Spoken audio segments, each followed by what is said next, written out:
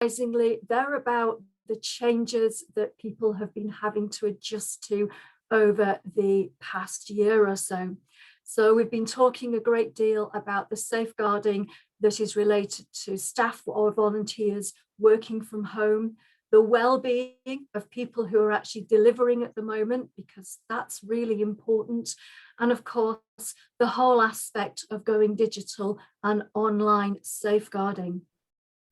We are very, very much aware that staff and volunteers are really at the forefront of everything that's happening at the moment. So thinking about their well-being is a higher profile element of safeguarding than perhaps we've been aware of in the past.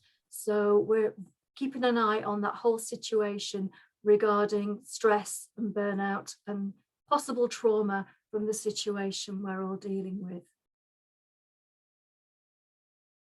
And we must never forget those volunteers and the work that they're doing. And right now, the way those roles perhaps have been changing, have been dramatically altered, because people have been flexible, they've been stepping up, and they've been really at the forefront, the cutting edge of everything that we've been doing. So, you know, we have to keep an eye on that. How are those roles changing? And are we still putting the safeguarding around those roles that we would have done a year ago or 18 months ago, when we had time to think about these things? Let's not leave that behind. How are they coping? Those volunteers that are putting all this time in and all this effort in, are we looking at their well-being as well? We have to be very mindful that we are not overburdening people, that we're not asking too much of them, because these very important people, our volunteers and our staff members, if they're not helpful to us on the front line, if they're not able to deliver, then other people beyond that may have issues and difficulties. So we must protect them and their well-being, and therefore safeguard them first so that they can do a good job for our organisations. Are we managing them as well as we might? Because the whole point of managing people is also about supervising how they are coping with this situation and, of course, safeguarding them. So all of those elements tie up together. We have to look after everybody in this very tricky situation. I trust I'm only giving you a reminder about the fact that here in Wales, we have a fantastic tool for safeguarding, and that is the Wales Safeguarding Procedures on a free app. So hopefully many of you are now waving your phone at the computer or the camera, or indeed that's what you've got in front of you, and you're saying, yeah, I've got this. But the Wales Safeguarding Procedures is everything that you need to know to be part of the safeguarding process that we have here in Wales. It's free, it's always going to be up to date every time you look at it, and it applies to all of us who are practitioners, workers, volunteers, who have contact with the people who might be at risk in whatever setting or organisation we work in at Wales. So if you haven't got that on your favourite device at this moment in time, there's the link. Please do visit it. And also, please let us know what you think about it. And let us know also if you've got any issues with it, because I have the contact within Social Care Wales to raise that if there are technical issues. But please use it. That's the main point of it being out there. I've double checked that at this moment in time, the last version of our reopening guidance relating to safeguarding and COVID-19 is still accurate, but I do know that things are moving very rapidly and very swiftly at this moment in time. So if anyone has got particular questions about the reopening of community centres and similar kind of situations, please contact the wonderful Emma Waldron back here at WCVA using that email address. She will do her best to answer any questions. And as it's necessary, we'll be refreshing and reviewing our guidance on reopening. So keep in contact if you've got questions about that. Not perhaps necessarily today, that's not my area of expertise at all, but keep in contact with WCVA. Another little update for you is that I'm sure many of you are aware that we have an All Wales Basic Safeguarding Awareness Pack. That's a training pack for people to use with their organisations and members, and it's been hosted on the Social Care Wales for quite some time. Well, it's been refreshed this year. There'll be slight elements that will be ongoing, but the vast majority of it is up there, refreshed as a current version on, again, the Social Care Wales Learning Hub, where you'll find lots of other resources relating to safeguarding and safeguarding training. And I'm sure I don't have to say again, they're all free for you to use and to access and to use as training materials within your organisations. If you want any assistance on making use of them for yourselves, please do contact me after you've had a little look at those website pages. But this is our exciting news, everybody. On the Third Sector Support Wales website, we have a safeguarding area where everyone can come and join us and talk about safeguarding. That's what it's all about. So any little questions that you have, any comments that you might have after today, any niggling doubts you have, that's where you can come and join us and talk to us, and we will do our very best to respond. So please visit Third Sector Support Wales and request to join us on the safeguarding section of the engagement forum. Again, absolutely free. Please just pop us a little message through the website and we'll let you in. Come and join us. Now, I will be happy to take any questions on safeguarding in just a moment or two, but first I will have the duty to hand over to Carol. So I'm briefly going to just get to the end of my presentation, which pops up my contact details, but then I'm going to bring them back later, but then I'm going to take this down and I'm going to do my very best to bring up Carol's presentation and be Carol's sidekick while she takes us through her information for you. So please bear with me just one moment, but as I do that, perhaps Carol will start saying her hellos to everybody. Thank you very much for your time so far. Thanks, Suzanne. And I just want to take the opportunity to say thank you to those that are attending today, and also that those have invited me, which gives me the opportunity to tell you a little bit about DBS and the role of the regional outreach advisor. I do want to first of all give an apology because I am working from home. We have got builders at the house building an extension, but I have asked them to try and keep the noise down, but I do apologise if you just hear a little bit of banging in the background. So the Disclosure and Barring Service, I'll give you a little bit of background into that.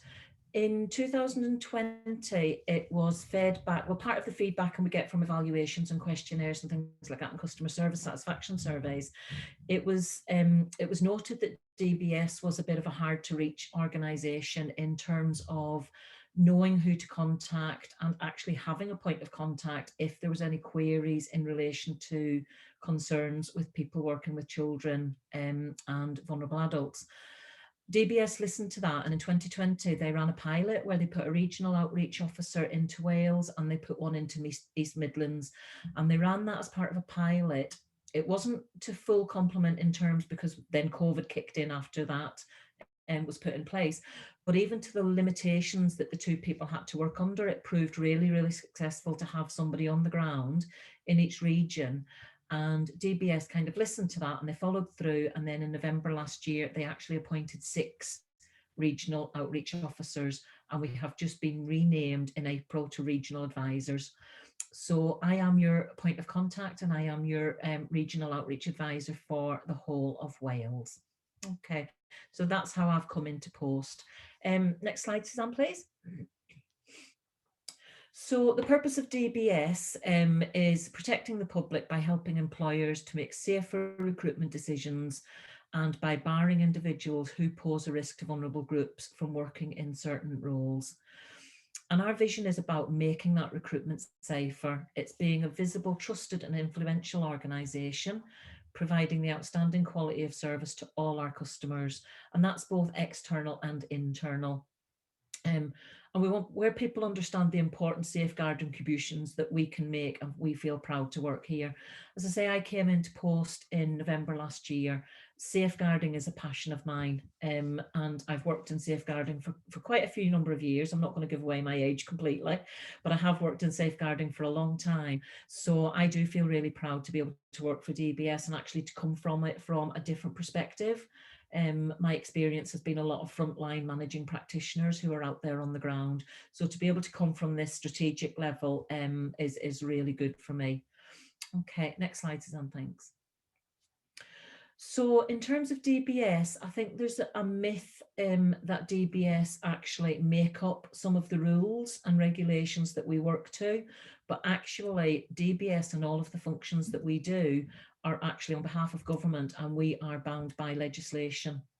Okay, so we operate disclosure functions, which is where you apply for your certificates under Part 5 of the Police Act, and that's then also supported by Rehabilitation of Offenders Act 1975, the Safeguarding Vulnerable Groups, and also the Protection of Freedoms Act. So that governs everything that we do and what we disclose when people apply for certificates. And then in terms of the barring functions for England, Wales and Northern Ireland, we work and operate under the Safeguarding Vulnerable Groups Act, the Vulnerable Groups Order, and the Protection of Freedoms Act. So everything that we do and all the decisions that we make, all the information that we disclose, we don't necessarily have a say in that. It's all governed by legislation under those acts. Next slide, Suzanne, please. So in terms up to March 2020, we had issued 4.2 million standard and enhanced disclosure checks, 1.5 million update service subscribers, 77.9 individuals barred from working with children and or adults. I think that's an absolute huge number of people that are sitting on those barred lists that have potentially caused or may cause harm to our vulnerable communities, and 1.8 million basic disclosures. So as you can see, there's a lot of traffic that comes through DBS in terms of the work that we do. Next slide, Suzanne, please. So in terms of DBS, we are not just here to issue a certificate and then that's it. And that's what we have found in the past, that, you know, in terms of safer recruitment, when somebody is thinking about employing somebody or doing that recruitment process, we need to apply for a DBS certificate. We've got our certificate and then DBS kind of goes out of the picture. But we are actually here to help and support and offer so much more. We get involved in helping you look at your safer recruitment processes, because your DBS check, it's not a pass or a fail, it's not a yes or a no to employ somebody. It's just part of a package of recruitment processes that can help you make suitability decisions. Okay, when you get information back on a certificate, we can be here, or I should say now I can be here as your point of contact to say, look, we've got this information back on the certificate, we just need to chat around it. Where does that fall with it? What does that mean in terms of what we can do moving forward? And again, we come out and we can do presentations on that safer recruitment and look at all the various different aspects that you can take into account when you get that information back on a certificate. And one of the most important things around that is your rehabilitation of offenders policy when it comes to your recruitment processes. Part of the presentations that we deliver are around making sure that when you do have people in post, that you have the right systems in place to recognise types of harmful behaviour and what your policies and processes are in terms of, if that harmful behaviour is identified, what needs to be done with it. Do our policies and procedures cover everything that we need? And that includes low level concerns as well as things that actually meet threshold to instigate an allegation process. And then looking at the removal of risk. Again, that's about your whistleblowing policies. What do you do in terms of, well, what do we do with this information now? And I'm going to touch on that briefly around when there is a duty to refer, when there's a legal duty to refer, or when that threshold is not met, and where we fall with relevant conduct and the harm test. And then we go up right around the circle and we think, okay, so we've got somebody, we need to look at this. Do we need to tell DBS? And we look then and do some educating around when it is appropriate to contact DBS, some of the myth busting around contacting. For example, if there is a regulatory body, do they send the referral into DBS? Do we as the employer send the referral into DBS? You know, all that information, we can help do education and training around all of those aspects.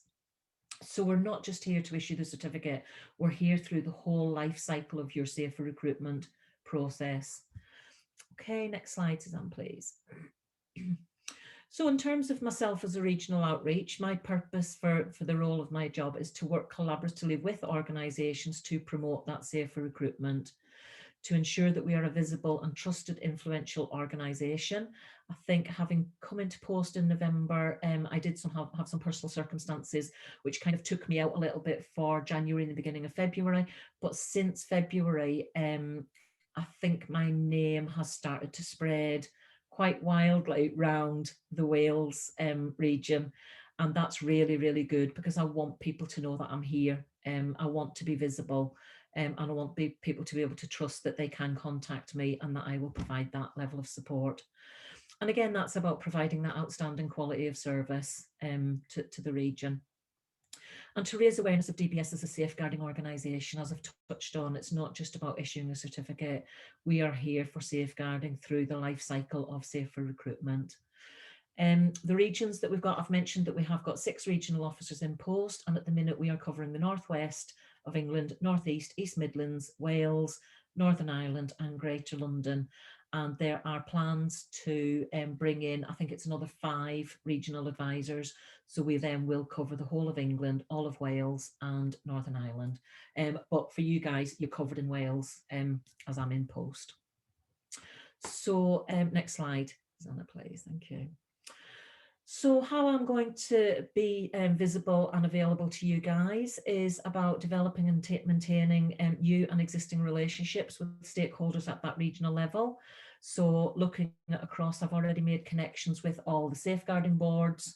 I've got quite a few meetings in the diary to attend all those local operational groups that sit underneath it. I've got quite a few presentations booked in for different voluntary sectors. And I think, Tileri, you mentioned that I delivered last week. I've delivered the presentations on the disclosure workshop and also the barring workshop to Cavo. So some of you, this may be duplicated and you may have already seen me and come across me. So also by listening to the needs of our partners and discussing issues and barriers local organisations have come across. That's one thing I'm really passionate about. When I ask for feedback, if I do a presentation, I'm not just asking it because everything we do in training, we need to get an evaluation. I'm doing it because I genuinely care and I want to understand some of the barriers that prevent organisations from either making barring referrals, using the DBS services. We know that the barring portal is not fit for purpose as it stands at the moment, and people are experiencing issues with it. There is work in progress to implement a new system, but what we also have then is an email address as an alternative where people can still submit their referrals electronically. So we've put an interim measure in place while we're addressing an issue that people have fed back to us. So please rest assured that if I ask for an evaluation form to be completed, it's not a tick box exercise. I really do genuinely want to pick up any issues and concerns. Answering DBS related queries and providing advice via the phone and email. I have had numerous contacts from people, which is good in terms of we've got this situation. We've had a Section 5 following the safeguarding procedures. We've had a Section 5 investigation meeting. We've got an unsubstantiated outcome. What do we need to do in terms of DBS? I've got a scenario where something has happened. Actually, this individual works in regulated activity, but this incident didn't happen at work. It happened outside of work. what do we need to do in moving forward in terms of DBS and legal duty to refer. So I'm here to answer any DBS related queries, no matter how small or how complex you think they may be. If they are quite complex, I may have to go away and speak to our policy team. I might have to speak to our barring team, etc. But I will always let you know that, and I will come back with the appropriate answer for your query. Developing and delivering presentations to support organisations in safeguarding and safer recruitment. As I say, I've delivered to Carvo now twice. I've done the disclosure and the barring presentations. I've got quite a few booked in. I've got a few booked in through education routes. So looking at all the education, directors of education, HR teams, safeguarding teams. I've got contacts through the faith sector in Wales, where I am going to be delivering to safeguarding leads throughout different parishes. As I've mentioned, I'm contacted in and delivering presentations to safeguarding boards, and also I've delivered a series of presentations to different voluntary sectors. So again, any individual organisation, even though you may be linked to to a bigger, wider umbrella organisation, please, if you think that I can help and deliver that information, do get in touch with me. And again, attending meetings, trainings or conferences like I'm here today, visiting your organisation face to face. Suzanne and I just had a brief chat about that yesterday. We're hoping as the world starts to open back up again, and when COVID restrictions allow and our organisations allow, that I will be able to get out and about through Wales to start to meet people face to face and to be able to attend meetings and conferences in person. Again, in reality, I think a lot of organisations have discovered that they can attract bigger audiences and make things more accessible by using virtual platforms, especially in those rural areas. So I think moving forward, my expectation will be there's going to be a mix of both, where face-to-face is practical and where not, virtual. I will still be able to come, which either way. And part of those discussions is about looking at your recruitment policies and procedures and things like that. And we know that there are, experienced people within those organisations. We know we've got organisations like Suzanne's who's there to help and look at those areas and whatnot as well. But, please remind that we can also use myself as part of feed-in in terms of DBS input as to what you need to tell DBS. I know in the safeguarding procedures, the reference that is made to DBS is towards the end of it, and I think the line that it contains is consider a referral to DBS, and that's about it. That's all it's mentioned. So I do know that DBS have been asked to be included in a task and finish group looking at whether any amendments and whatnot need to be made now that they've been in place for a year. So again, it's DBS are getting involved in that level of supporting you guys from that strategic approach. Next slide, Suzanne, please. So again, some of the information that I can share with you guys is looking at the different levels of DBS checks that you can apply for. I'm not going to go through all these completely, because this is just to give you a flavour of what the information is that I can come out and deliver in those fuller presentations. What we do in the disclosure presentation is looking at the different levels of checks, which you can see here, and we go into greater detail about the information that you get back. And we also go into greater detail around your safer recruitment, about the importance of your job descriptions, because your job descriptions will be the document that will guide you as to what level of check that you can apply for in terms of that safer recruitment and suitability decisions. What we do get a lot of is applications for enhanced certificates with barred list checks. And where I mentioned previously about the legislation that we operate under, we cannot provide that information unless you are legally entitled to have it. So we do a lot of education around actually where a job role fits, what regulated activity is, and how regulated activity impacts on the level of check that you can then apply for. Okay, so do a lot of work around that. So next slide, Suzanne, please. We touched very much briefly on the filtering rules. For those of you who are aware, filtering rules changed in November last year, and what employers and organisations may have previously seen on a certificate, they may not now see. and we just go into the changes really, and what the filtering rules will now show you on a certificate, because that is quite important. You will not get everybody's piece of information when you get a certificate back. Okay, so we touch on that in the disclosure workshop. Next slide, Suzanne, please. Update service. Again, we cover the update service in the disclosure workshop. And the update service is basically where you apply for a standard or enhanced certificate. The individual can, at that stage, on applying, making their application, or within 28 days of receiving their certificate, they can apply to register with the update service. And what the update service allows employers to do, or organisations to do, is to be able to check that individual's certificate online. It's free of charge for the organisation or the employer, and they will be able to get an instant feedback as to what the position is with that employee's or that volunteer certificate. And what they will get back is one of these four that you can see on the left-hand side of this slide.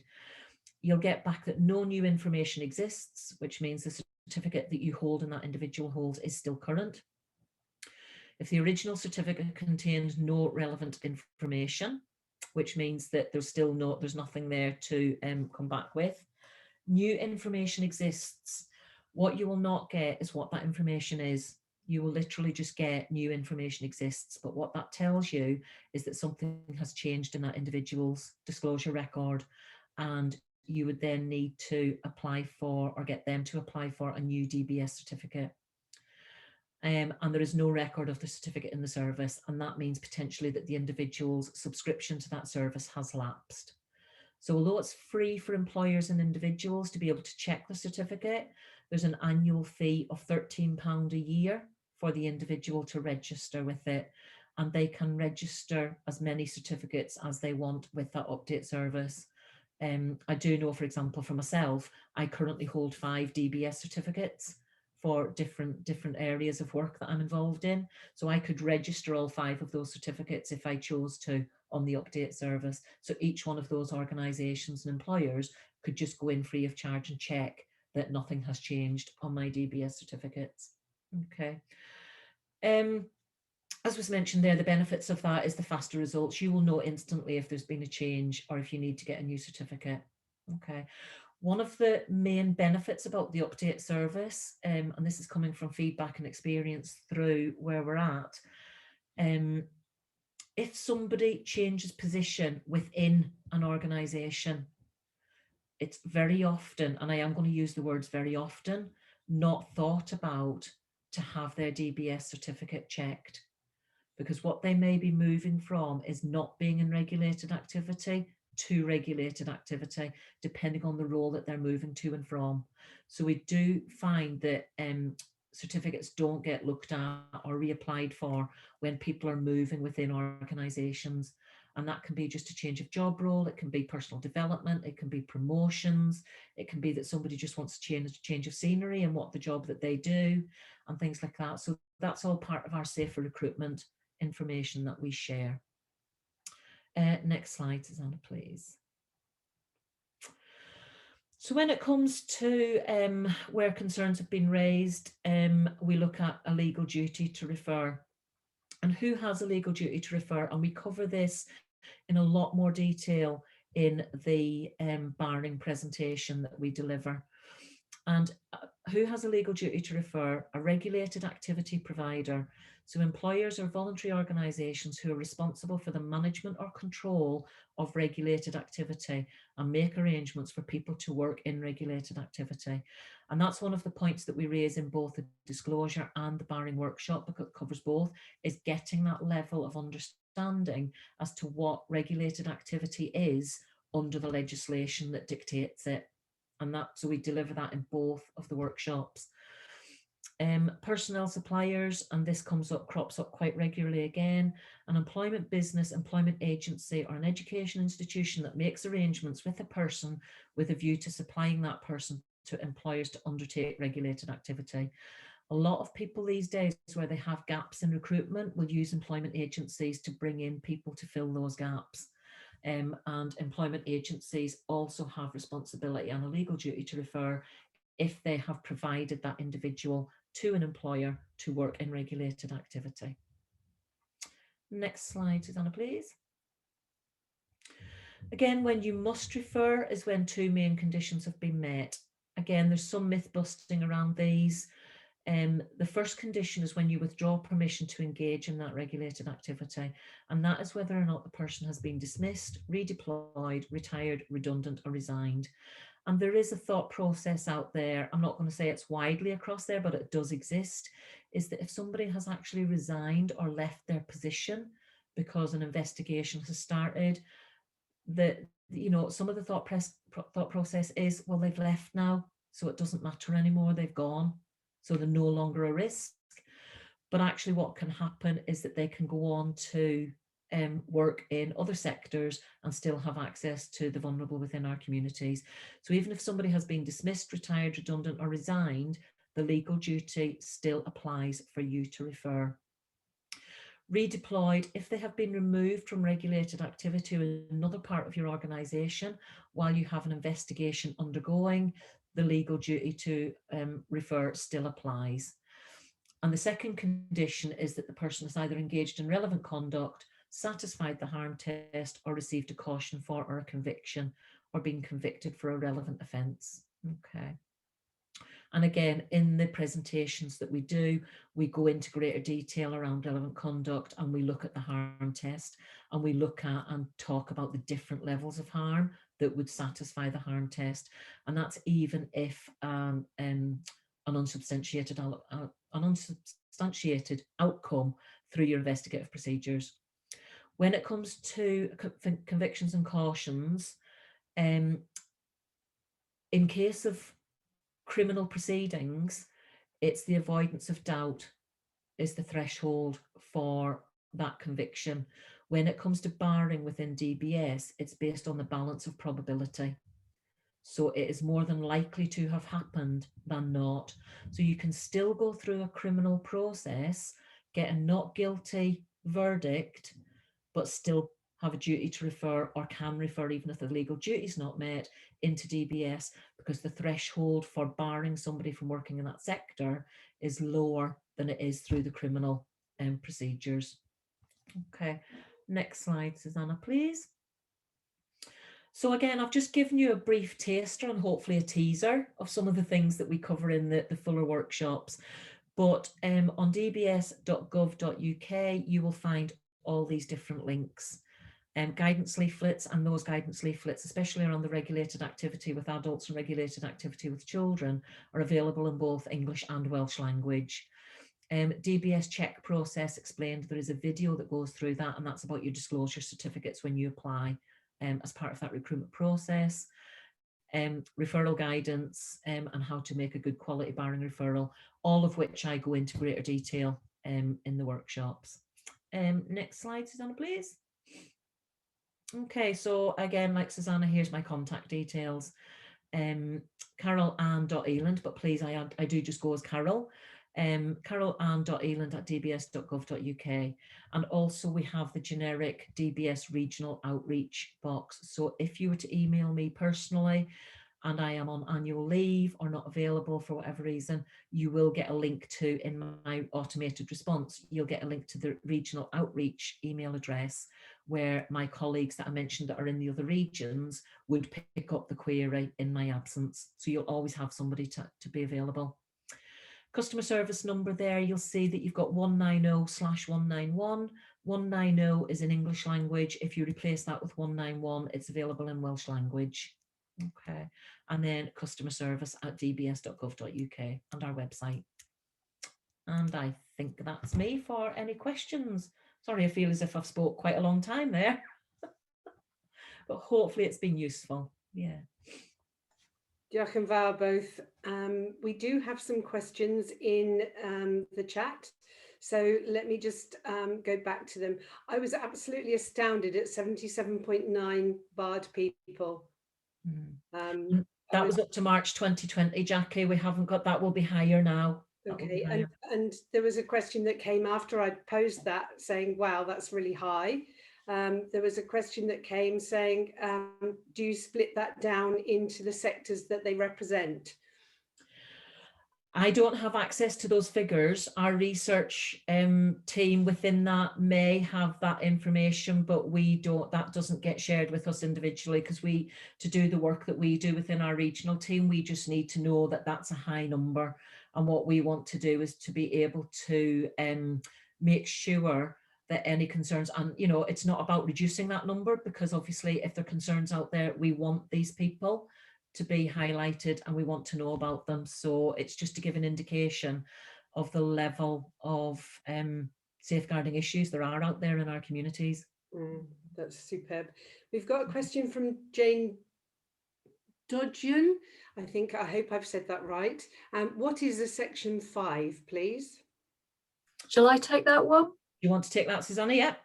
Yeah, section 5 is section 5 of the Wales safeguarding procedures. So if you use the app that I mentioned earlier, section 5 is the whole section about allegations against practitioners.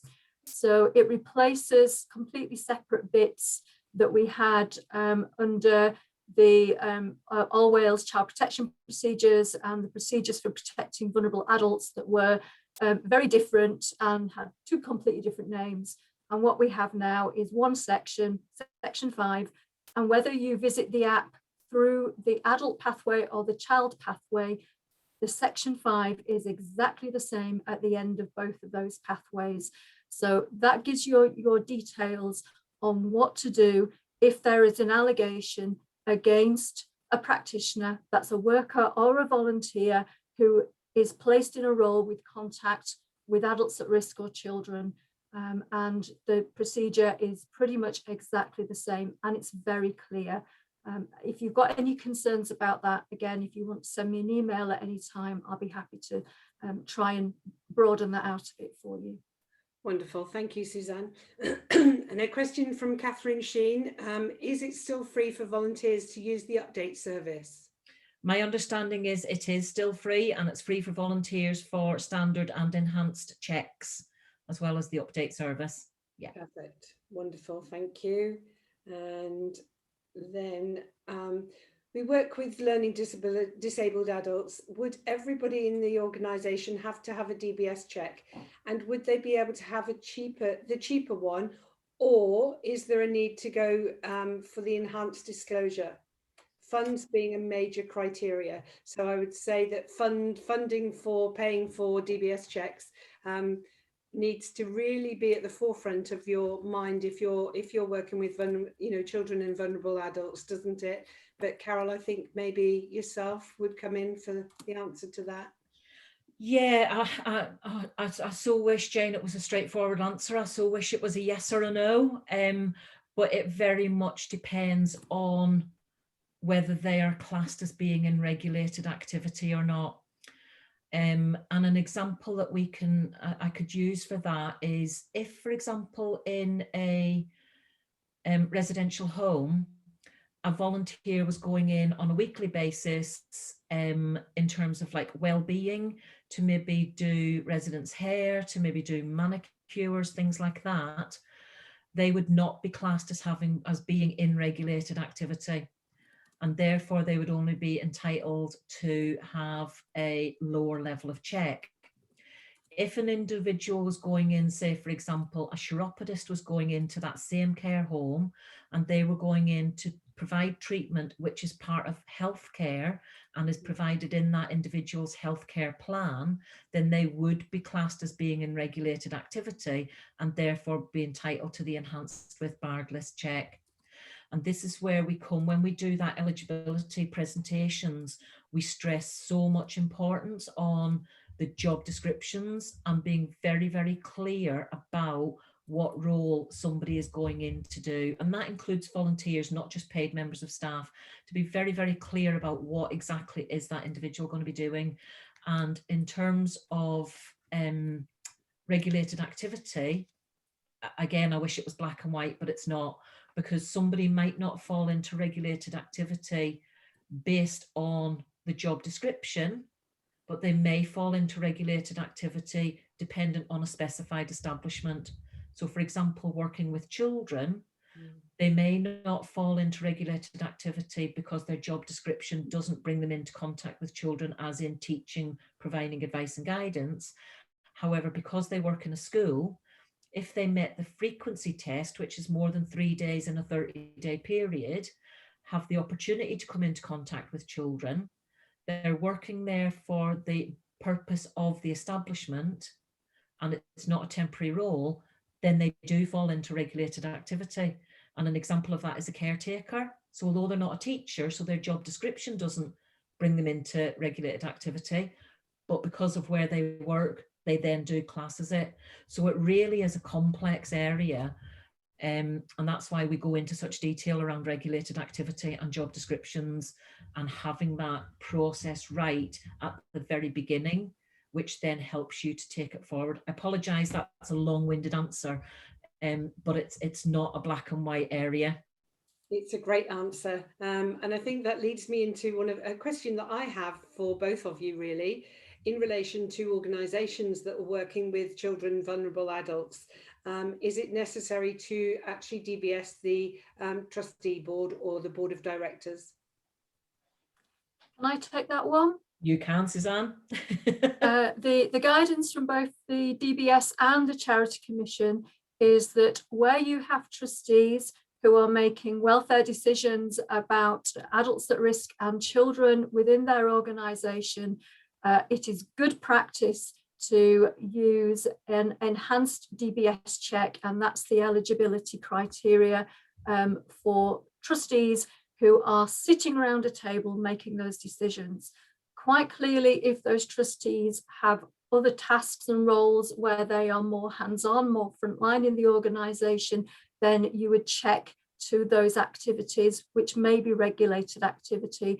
But for the purpose of the board making decisions, they are eligible for an enhanced DBS check level only. Lovely, thank you very much indeed. I don't think I've missed any questions in the chat there. But just to say that we will be sending this webinar out to people, so you will have that availability. And also to thank my colleagues in Ceredigion and Pembrokeshire, Carmarthenshire, for aiding and assisting these little workshops to take place as part of Third Sector Support Network, or Third Sector Support Wales, which is really important. Larry, do you want to just translate that bit for me? Thank you, Jackie, for the warning. Just gair fach I gloi, diolch I pawb sy'n mynychu. Diolch yn fawr I hefyd yn cydweithwyr am PABs a CAFs, a hefyd ni yn Ceredigion yn Cafo I drefnu yr gweithdai yma ar rhan y gyfres sy'n ei trwy gyda'r lwsath, ar rhan gan yr adran cymorth trwy sector Gymru. Bydd y slides ar link i'r recorder yn cael ei danfon allan pawb fyd. Jackie. Thanks to Larry. Do we have any more questions from anybody? I can see Jessica there as well. And just to say as well that we will be, CAVs, CAVO and PAVs do have some training availabilities coming up. So keep an eye on our websites as well for further training. I know that Pembrokeshire has got some coming up with Suzanne, and I know that I will certainly be contacting Suzanne and Carol to come and cover Carmarthenshire. Jessica. If I can just jump in there, and going back to Carol's point about evaluation forms all the time, but the actual importance, I'm going to put up a quick poll. So if participants would just like to fill that in, just one quick question, it does help us to know what's useful and what's not, and to plan work going forward. Thank you. Bear with me. There we go. Hopefully you can all see that on your screen, and if you could just give us a quick tick. That's great.